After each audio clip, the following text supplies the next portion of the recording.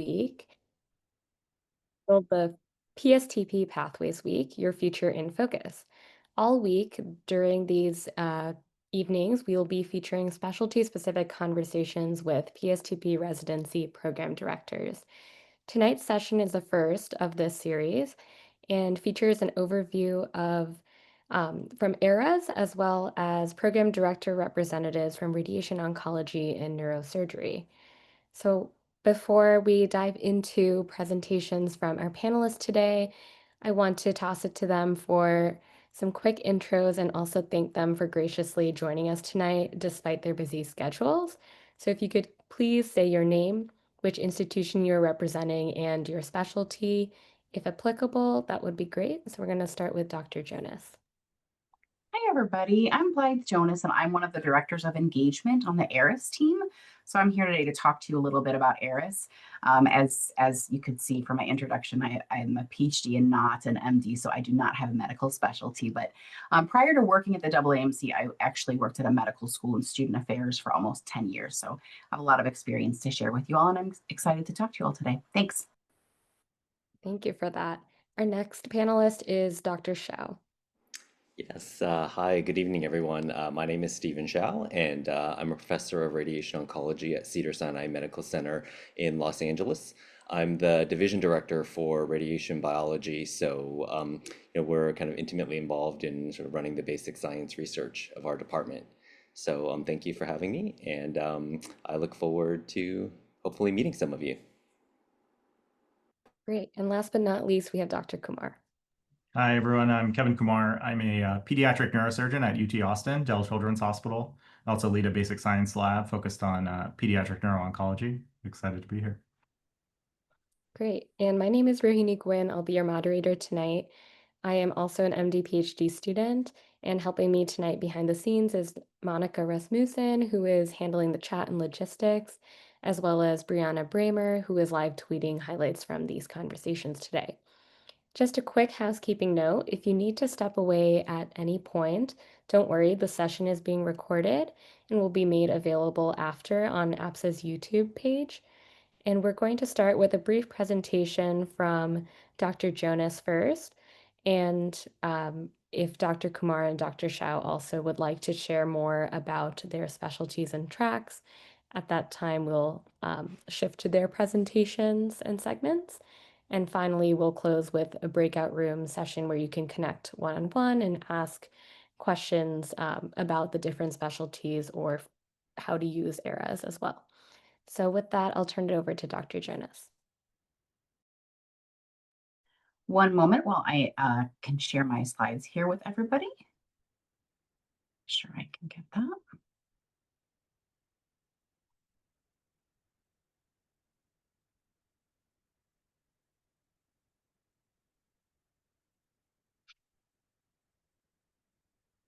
All right. Well, thank you for having us today so that I can provide an overview of ERAS and hopefully help all of you feel more comfortable with the upcoming step of applying for residency, no matter where you are in your pathway as a future physician scientist. So today I just want to go through some background information about the ERAS system, what's involved with applying to residency through ERAS, a lot of the resources that the AAMC offers and that ERAS offers to support you through the application process. And then, as was stated earlier, we'll have plenty of opportunity for Q&A after this brief presentation if you have any questions about anything that I spoke about or anything that maybe was not addressed in the presentation. So I wanted to start out with an overview of the ERAS application process. So the way that the ERAS process works, it takes approximately 9 months from start to finish. Is that you will receive a token from your designated dean's office or your medical school, right? That's just another name in our system for your medical school that issues you your token, or the ECFMG if you happen to be an international medical graduate. When you receive that token, you need to register it. That's what registers you in our system and gets you access to all the components of the ERAS system. After that point, you will gather your application supporting documents, whether that's letters, personal statements, transcripts are uploaded by your medical school, and then all of that information is submitted to the programs that you apply to through our system. And then, as you know, there is the match, and then you get to go on to the next step in your career and hopefully land at the best program for you that you're excited to be at. So just a little bit of a deeper dive into what is encapsulated within your residency application. So what are the different things that you need to submit to programs as a part of your application? So there are personal statements. A note about personal statements is that you are allowed to upload and attach, you're allowed to upload more than one personal statement. So if there is, if you have like a #1 dream program and you want to write something specific for that program, you are able to do so within our system. There's no limit to the amount of personal statements that you can put into the system. So that's something that applicants often think about when they're trying to plan for their residency applications. In addition, you will be collecting, some of you may have already collected, letters of recommendation, and those also will be attached to your residency application. Like the personal statement, you can pick and choose which letters go to which programs. So if you have more letters than you need, if you are strategizing about which letters you feel are strongest for which programs, you are able to pick exactly which letters you want to send to every residency program that you apply to. Your medical student performance evaluation, or your dean's letter, as is also called, that is uploaded by your medical school. So that is not something that you need to upload or do anything with. It's uploaded by your school and it's sent automatically to every program that you apply to. The same is true for your medical school transcript, and if you are an international medical graduate, your ACFMG status report. And then if you choose to include a photograph, you can upload and assign that to your applications, and then also your USMLE and or COMLEX transcripts would also be uploaded, and you will need to assign those to your programs. Just a quick note, sometimes applicants think those are sent automatically, and they are not. So you do want to make sure when you're going through your checklist of everything you need to do that you are including those board scores, because they're an incredibly important part of your application. And then just a quick note about some dates. So for those of you applying in this upcoming season, September 3rd is the applicant opening. And what that means is that's the date at which you can start to submit your applications and your application materials. Now, programs cannot view those materials until September 24th. So you have all the way from the 3rd to the 23rd to send those send those applications before programs can see them on the 24th. A common question that we get is, does it matter when in that window I send my applications? And it does not. So if you send an application on September 4th, or you sent an application on September 20th, those look the same to programs that are accessing your application on September 24th. Now, if you send it after September 24th, those do look different in the system, and they are dated on the date which they are sent post that opening date. So best practice is to make sure that they are sent and you're hitting that button on September 23rd. And just another note about, as you've probably experienced many times in your careers, waiting until the last minute is usually not the best way to handle this stuff. So definitely give yourself some time just to double check, triple check if there's something that you want to make sure that everything is in order, because this is such an important process. For those of you on the call who may not be on this cycle, who may be applying later, these dates do shift slightly every year, but typically it is the first Wednesday in September, and then either the last Wednesday, or sometimes if there's 5 weeks in the year, it's 3 weeks post that initial opening date is typically what the cycle is. So you can somewhat anticipate year over year what this is going to look like. We don't vary it very much. The last time we had a major change in this was COVID, but that was disruptive across the cycle. So again, for those of you who may not be in the cycle but wondering what it looks like for you, it'll be similar. We have a lot of resources and information that are available to help you through this process. And one of them is the ERAS participating programs and specialties page. So we run a page that has a list of every single specialty that is participating in ERAS. And when you click on that specialty, it'll also show you all of the programs that have registered for ERAS within that specialty. We have also partnered with, through the GSA, we have partnered with with OPTA to collect specialty level guidance for every specialty that would like to share it with applicants. So if you're wondering, like, does my specialty require a standardized letter, for example, and what information do I have about that? Do they have standardized interview release dates? That type of information is typically indicated in that OPTA specialty level guidance, and that can be accessed at the QR code that's on this slide and at the information on this website. So applicants typically find that helpful as they're trying to plan and optimize their applications. One component of the application process that I did want to spend some time on today is program signals. So as you may have heard from, maybe you had classmates who have applied already, or you just from researching the process, program signals are an opportunity for applicants to express interest in a residency program at the time of application. Every specialty has a different number of program signals, so you need to know which specialty or specialties you're applying to have a sense of how many signals you have and how to best plan your application. Program signals are intended to be used by programs as one of many data points in deciding whom to invite to interview. Programs handle program signals in many different ways, just depending on the focus of their program. And you can always we have some program directors here on the call that maybe be able to provide some insight into what this looks like in their particular specialties. But there's some differences among the different specialties and how many there are, and that does change the way that the process works on the part of applicants. So this is a list, if you're curious, of what this looks like among all of the specialties that are participating in program signals in the ERAS program in 2026. The ones that are highlighted here on this slide are numbers that have changed from last year or represent specialties that have newly added program signals. So we always like to make sure that applicants are aware that those things have changed, because I know a lot of times that information stream is coming from people who have been through the process before you.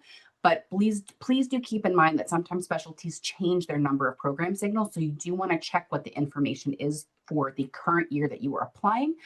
So if that's this year, it's this information. If you are on this call and that's going to be 27 or 28, you want to be checking in the cycle in which you are applying.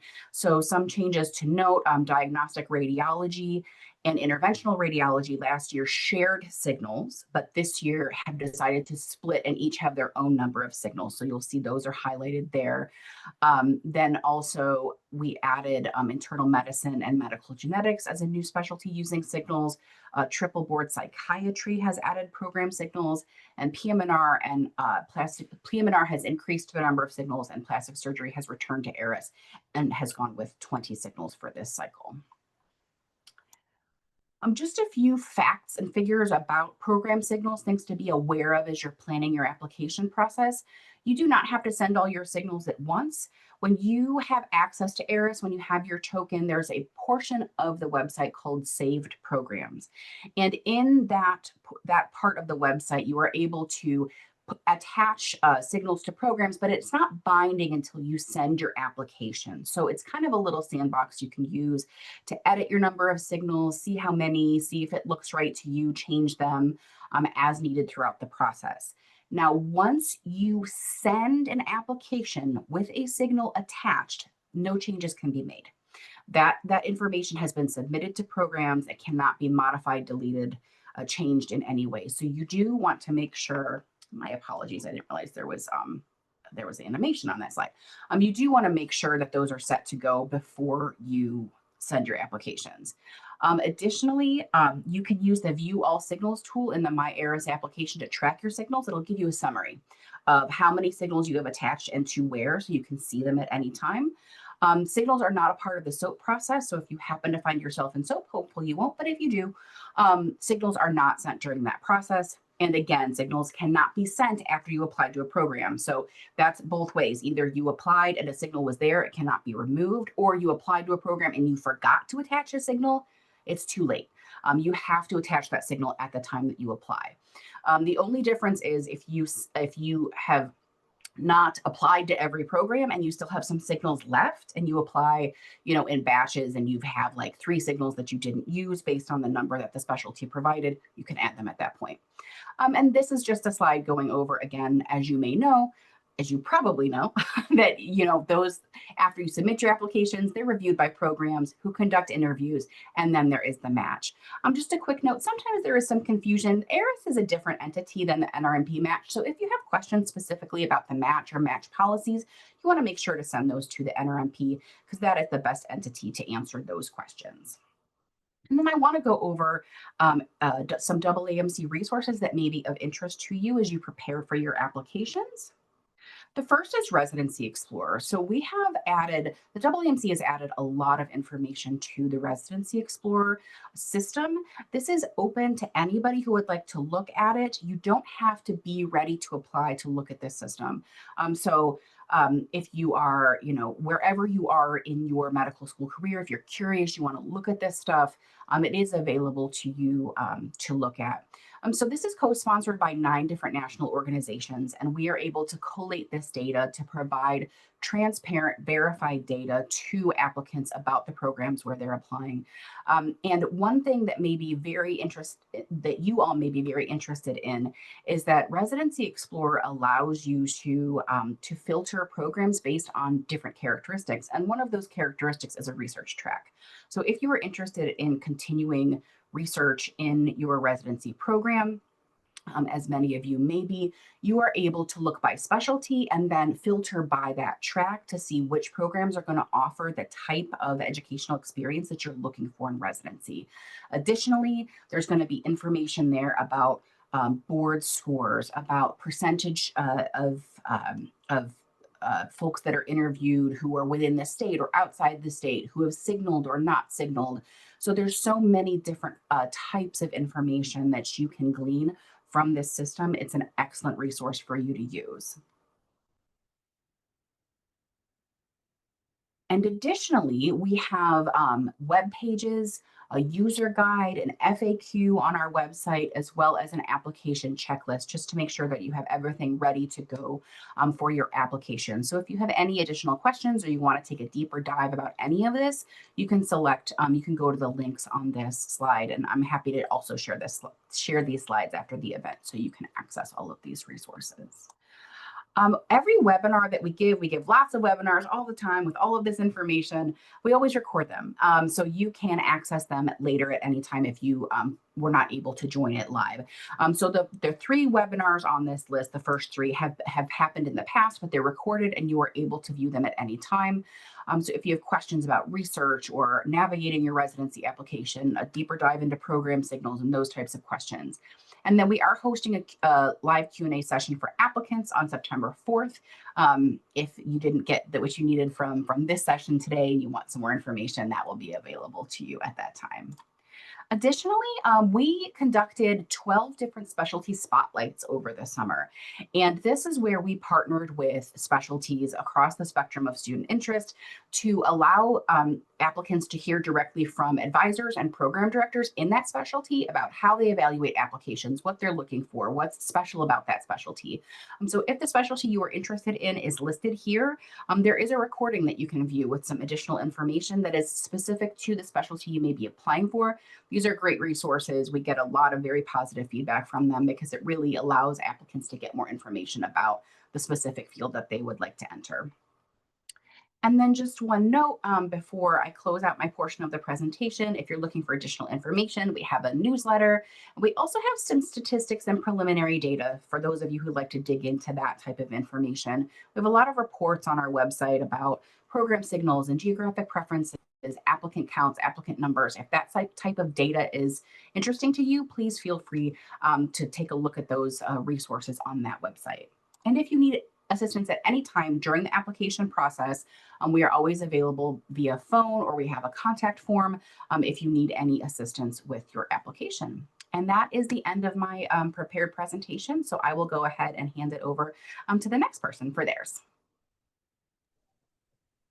Great. Thank you, Dr. Jonas. Dr. Shiao, if you'd like to say a few words about radiation oncology that you would like to generally share with the group, that would be helpful to hear now. Sure. Well, I actually have a few slides about research in radiation oncology. So let me share this. Okay. Um, all right. Can you see my screen? Okay, great. So, well, I just wanted to talk a little bit about research in radiation oncology and sort of what are the pathways. As many of you know, we're a small specialty, so that we're a little bit unfamiliar. But I would say radiation oncology is a very research oriented kind of specialty, and some of the things that we do are relatively unique just because of our intersection between oncology, imaging, as well as physics and some of the kind of more medical physics sides of things. So some of the unique ones that we do that some other specialties have less of would be things like technology and methodology. We do a lot of in imaging informatics and analysis. Obviously, a lot of AI is involved in that these days, as well as molecular imaging and image-guided therapy. Um, there's a lot of translational research, and so just to point out that even though we're a small specialty, and probably some of my colleagues in other oncology-related fields, would like to, ignore us sometimes. Radiation is used in about 2/3 of all cancers, and so we're an integral part of the oncology process. Um, and so, just to say, we have a lot of MD PhDs that go into radiation oncology, and I would say, it's about 2/3, or so. It's probably like half, in more recent years. It has changed a little bit. But as you can see, a lot of the standard things for their PhDs are, biology-based ones or neuroscience or biophysics. But ones that we really draw a lot of, so about 1/3 of our MD PhD candidates come from the hard sciences. So typically physics, engineering, a fair number recently of computer scientists or chemists. We've seen so it really appeals, I think, to some of those maybe kind of outside of the box kind of specialties. And so we have a couple of different pathways that we talk about. So, our standard pathways typically, radiation oncology is a 4+1, where we do internship. Most programs have built-in research time, ranging from 3 to 6 months. And then there are fellowships, but ours are kind of different from other kinds of specialties in that ours are largely modality specialties. So we do things like protons, pediatrics, brachy, which is sort of a implanting like live sources. So it's a more like, a procedural based specialty. But then we also do, but there is an opportunity for research residency. So radiation oncology is also overseen by the American Board of Radiology, which also offers this Holman Fellowship training. And so the Holman typically gives you 18 months or more. And you apply for it during residency.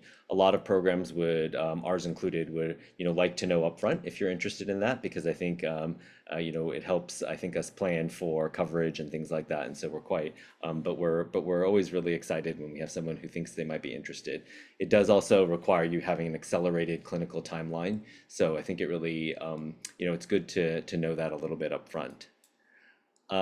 And then, I talked a little bit about some of that. So even though we talked about the Holman, radiation oncology, because it's a small specialty, doesn't really run our own PSTP kinds of programs. So most radiation oncology programs will participate in the institutional PTSP. So a lot of institutions, so Cedars, for example, has a Cedars wide for all specialties for physician scientists. And so the reason why you would participate in that is because it usually gives you 1 to 2 years of paid research years afterwards. So you apply to get into the PTSP here, and then afterwards you would be, fortunately not attending level money, but you will get paid for PGY like 6 or 7 years salaries to do essentially research and maybe 1 day of clinic a week, which is pretty common. And just as an example of success, these are two of my good friends, Andrew Shirabi and Carmen Burgum. But they went through, just recently they got Ks, and they are funded.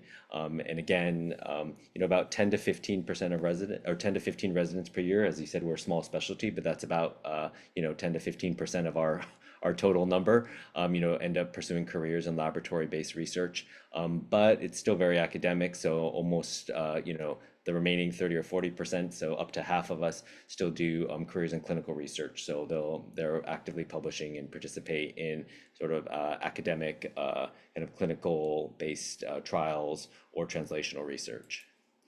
And so the funding in radiation oncology has gone up. It's not really quite as much as our colleagues in internal medicine or pediatrics. I mean, I think it's just a numbers game.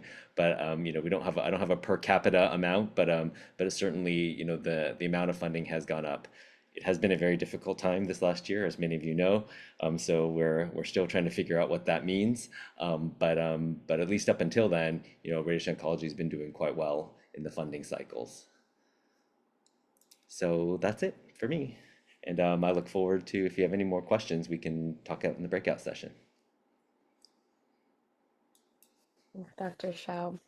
And last but not least, we have Dr. Kumar to share.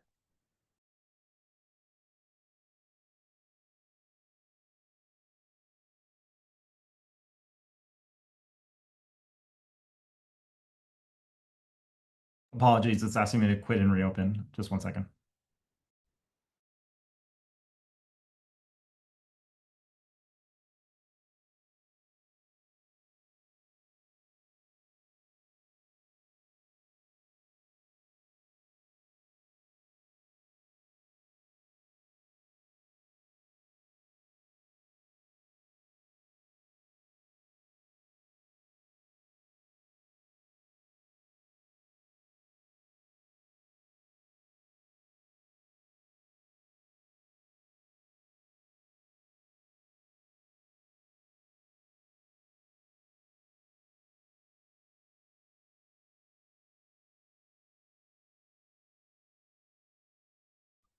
Okay, we should be good to go now. Let's see here. Okay. All right.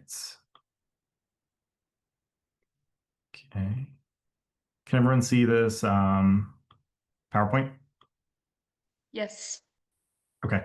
All right. I took it on a slightly more personal note, but I just thought I'd comment a little bit about charting a path in neurosurgery as a physician scientist. As I mentioned, I'm a pediatric neurosurgeon that lead my own lab, and there are a significant number of neurosurgeons that pursue careers as physician scientists. And I can talk a little bit about my journey here and ways that you might set yourself up for success on this pathway. So I'm originally from Long Island, New York. I was very fortunate through chance introduction to get into this New York Academy of Sciences summer research training program when I was a junior in high school. And I was put into a endocrinology osteoporosis lab at Mount Sinai under Moni Zaidi. And he was an MD PhD physician scientist and really opened me up to this new career path that really excited me. And so ended up doing my undergrad at Cornell, where I pursued very basic Drosophila research in molecular biology and genetics. And then over the summers, over 3 summers, I worked at Columbia in the Department of Psychiatry, where my interest in neuroscience research continued to develop. And I decided I wanted to go to an MD PhD program and focused on neurodegenerative disorders. And so I was fortunate enough to go to Vanderbilt for my neuroscience PhD, where we worked on induced pluripotent stem cells, which were new at the time, specifically for Parkinson's and Huntington's disease. And during that time, I got introduced to a mentor who was a neurosurgeon. And one of the best pieces of advice he gave me is, if you think you want to do neurosurgery, make sure that there's nothing else in the world that you could ever see yourself doing. And I took that to heart and explored almost every other specialty on the planet. But I came back to neurosurgery and knew that's what I wanted to do. And I wanted to have a very serious scientific career. And so I was fortunate enough to do my neurosurgery residency at Stanford. And during that time, I did a NIH R25 funded postdoctoral fellowship kind of during years 4 and 5, where aside from some minimal call responsibilities and vacation coverage, I was pretty much full-time in the lab under Marius Wernig. And then I stayed at Stanford for an additional year for my pediatric neurosurgery fellowship. And then after that, went straight to faculty here at UT Austin. And so I mainly focus on pediatric brain and spine tumors. And I was able to launch my own lab with a good startup package. And in this past year, first year in, was able to secure a NIH K-12 award, some private foundation awards, and participate in the Texas Biodesign program. And so kind of the total time as I was putting this together, I was like, how long did all of this take? From the time I started college to getting my job as an attending was 19 years. And so neurosurgery is a long road. So just some nuts and bolts about neurosurgery residency. So there are about 268 residency slots nationally with about 1 to 4 positions per program. All programs are 7 years in length. In older times, there were some 6-year and 7-year programs, but they're all 7 years now. 54 months of that are core clinical neurosurgery, with 12 months of that as a chief resident during the last 2 years of training. And then you also do other rotations such as in neurology, neuroradiology, neuropathology that are done kind of in your intern year generally. And then you also spend quite a bit of time in the ICU. During my training, we basically ran our own open neuro ICU for, a whole year. And then you also have some 6 months structured training and kind of ancillary specialties. But the biggest flexibility and the difference you'll see in programs is how you spend your elective time. So people can do that doing enfolded fellowships, kind of specializing in a clinical area, or in my case, doing research, and that can be both basic science or clinical research. Some special considerations for MD PhD students.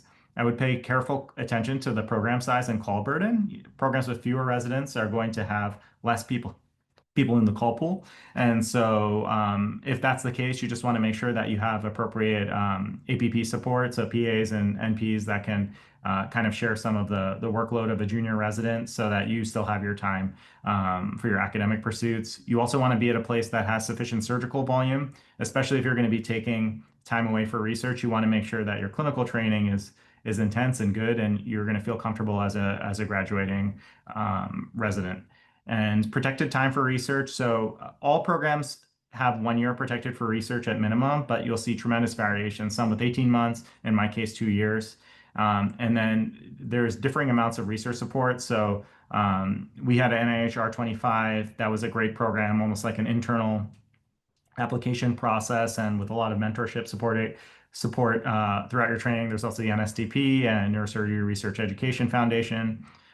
Programs, can provide internal funding for meetings, courses, conferences. So essentially, in my training, if you were giving a talk at a meeting, you were fully funded to go and present. And so that was something we availed of commonly.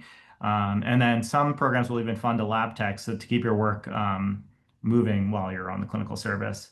And then on a mentorship standpoint, are there successful neurosurgeon scientists on faculty that can mentor you and guide you along the way? Is basic science research valued and celebrated? And then are there alums from that program that have walked that same path that you're hoping to walk?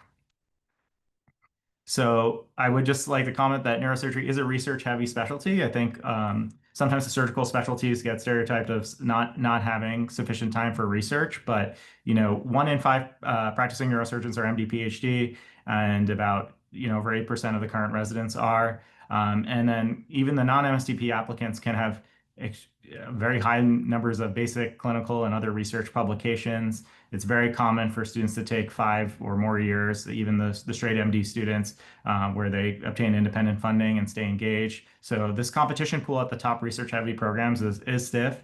But I would encourage you all to present your basic science work at the neurosurgery meetings to get out there and meet people, as well as get your name out there and be an outstanding clinical sub-I. So there's a high likelihood that you will end up at your home program or one of the places that you rotate. And so you want to rotate at places that will support that dream. And so when I was putting this talk, this is 10 years ago, 2015, I found my picture of my first day of my sub-I as a sub-I at Stanford when I was visiting from Vanderbilt at the time, and the hospital which I ended up operating in, their new hospital, was still under construction. And I was able to present my PhD work at AANS and was able to win a Basic Science Research Award there. So it was good visibility that I would encourage you all to do if possible. Other special considerations. So neurosurgery is not a typical 80-20 research clinical split. It has an exemption for 50-50 clinical research balance by the NIH, and most people are either through NINDS or NCI. But you will need to operate frequently to remain a technically adept neurosurgeon. Another financial consideration is that your salary will exceed the NIH cap, and so departments will need to fill in the rest of the money from their internal funds. And so you need a chair that is going to prioritize and make that happen for you. And so not all departments will be able to support that path, but overall, nationally, when we look at neurosurgery faculty, the proportion of clinically practicing neurosurgeons is increasing over time. And early stage investigators, compared to straight PhD PIs within neurosurgery departments, are increasing. And so just some curriculum examples. I'll just comment on the places I've been and where I am now. So Stanford, it looked like PGY1 was the intern year where you're kind of running the floor and doing all those off-service rotations. PGY2 is kind of the gauntlet of junior call where you're managing the ICU, seeing all new consults, admitting transfers, doing bedside procedures. Third year, you are the sole resident at the VA hospital, the pediatric hospital, or the county hospital, where you're running the whole service, operating on all the cases, taking care of your pre and post-op patients. And then years 4 and 5 were protected for research. So aside from covering the PGY3 vacations between your co-residents and a couple of weekends throughout the year, you were pretty much protected for research, which was a huge asset and something I valued a lot. And then PGY 6 and 7 were the senior and chief resident years, which were almost purely clinical. Here at UT Austin Delmed, we have a little different setup. So the first 4 years are clinical, with PGY 5 being blocked for research elective time. And then they do the chief year early, PGY 6, and then they have PGY 7 transition to practice year. So this could look like a postgraduate enfolded fellowship, or it could also be a research time to launch your independent scientific program. So do you need to do a fellowship? In general, yes, I would say so. Nowadays, that if you want to remain in academic neurosurgery, you just need to have a niche and a clinical expertise that's more subspecialized. It's possible to do enfolded fellowships, and what that means is, can you do your fellowship within the 7 years of neurosurgery residency?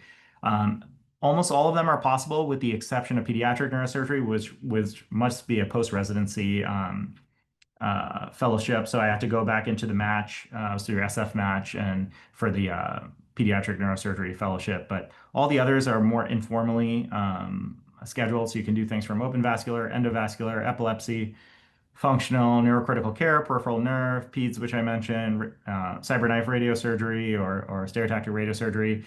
Spine, you can do both a neurosurgery spine or even do an orthopedic spine fellowship. So my co-resident, she went to Cleveland Clinic and did an orthopedic spine surgery fellowship, and then skull-based neurosurgery. And so these fellowships can be generally anywhere from 1 to 2 years.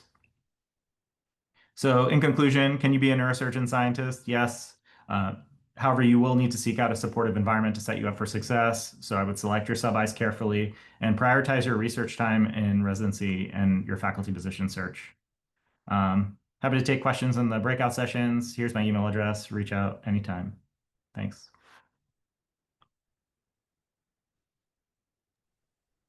Great. Thank you all for your presentation. So at this point, we will transition to the breakout room segment. I believe Monica is opening those now. So one of our 3 panelists will be in each room, and all the participants, you're welcome to join the breakout rooms. So we'll have Dr. Jonas in breakout room 1, Dr. Kumar in the second one, and Dr. Shiao in the last one.